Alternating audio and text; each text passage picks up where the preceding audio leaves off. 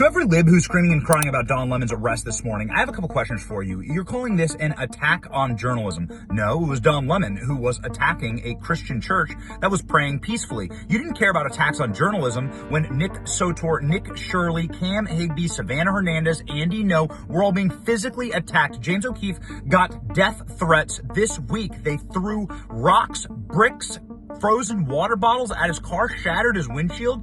They said they were going to kill him. Nobody cared about attacks on journalism when that happened, so I don't think so. And then secondly, you say this is an attack on the First Amendment.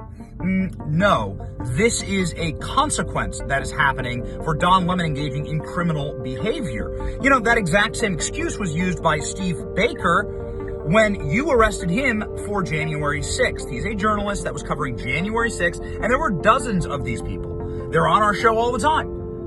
Covering January 6th, I was a journalist. Nope, arrested by the DOJ. We don't like you, we don't like your politics, whatever. I'm saying that you can't have it both ways.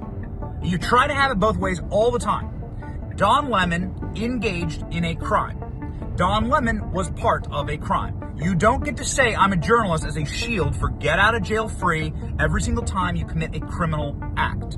And by the way, it was a grand jury of Don Lemon's peers in dark blue Minnesota that approved the arrest warrant. So I'm not going to hear you crying about nobody is above the law and we're just going to follow the law when now the law says Don Lemon committed a crime, or at the very least needs to be arrested and put on trial.